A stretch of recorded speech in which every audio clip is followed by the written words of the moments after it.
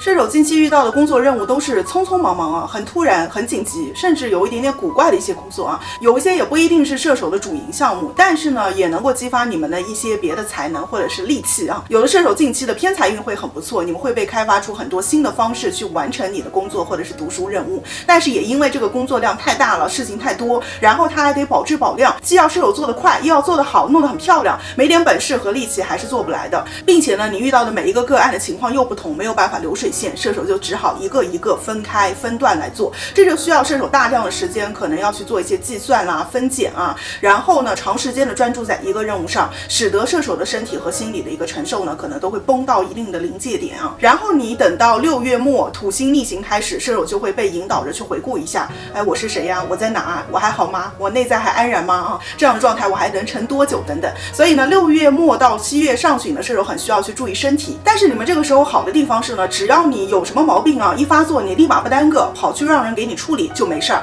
就能够好。那另外一方面呢，在工作读书当中，射手6月末7月上旬也容易离职啦、换工作啊，或者是萌生出这样的一些念头、一些改变的变动的念头。因为7月3日水星就换宫了，你们的心态也会渐渐开始变成有一点啊，虽然眼前的任务还是那么多，还是那么急，但是呢，我做与不做都行，就会放下一些心理压力和内耗。同时呢，这也代表射手的工作当中开始逐渐有一些弹性空间，可能是外界给你们留出了富裕，不再这么折磨你了，也可能是射手给自己制造了另外一种方向或者是方法去面对自己的工作生活，不再自我折磨。比如你可能有了新的一些体会，所以找到了新的一个方法，更智慧的方式去做事，也可能呢你去寻觅了新的出路。所以呢，到中下旬的时候，射手会在工作读书当中溜号啊，学会开小差。这不是说射手会变得不认真，而是说你们逐渐掌握了更厉害的方法。那有了这个新的法宝，射手的潜能和天分就能被更大程度的激发出来。有的射手也会接到新的业务，去外派啊，去出差啊，参会啊，进修啊，换工作啊等等，或者身边有人事项目的一个切换。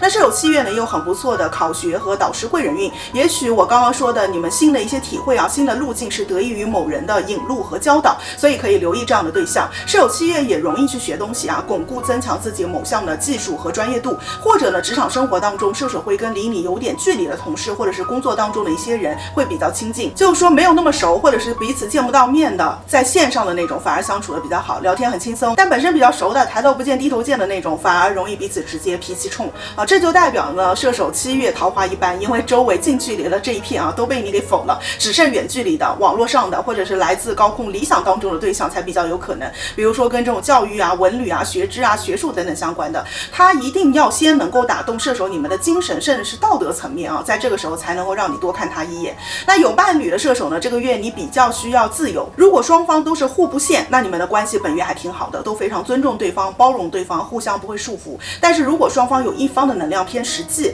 比如说星盘图像比较重啊，有金牛、摩羯、仙女的能量，只要有一方是这种情况，互相就容易有冲突，会挑剔彼此，觉得哎你这个就不能够快一点弄好吗？但另一方又觉得说哎这重要吗啊？但是其实真的有些事情是快不了的，实际去做了就知道没有那么容易。因此呢，尽量就是不实际的那个人呢，不要站着说话不腰疼，而实际的那个人呢，也别太负责任啊，这样互相就会少一些不协调的一个节奏。尤其呢7月末21日以后这10天啊，小心别升级问题。财运的话，上旬会更好，多劳多得，只要你干得动啊，射手这个时候就能够赚得到。当然啊，射手的技术专业也要符合对方开出来这些标准才行。那7月下旬呢，才会稍微有些波动，理想是有的啊，但是你可能会懒散，特别是做业绩的射手，持久力这种沉浸式的状态不如7月上旬，所以上旬更能够挣到业绩。上旬要能捞则捞。美容的话，因为土星7月整月都在逆行，8月又有水逆，所以这2个月都不建议射手去做一些调整啊，等过了水逆再去会更好。那要祝射手7月长风破浪，志在四方，有志之士无畏前行，加油好运啦！我是艾达范老师，用星座和心理学一起更好的指导自身生活，拜拜。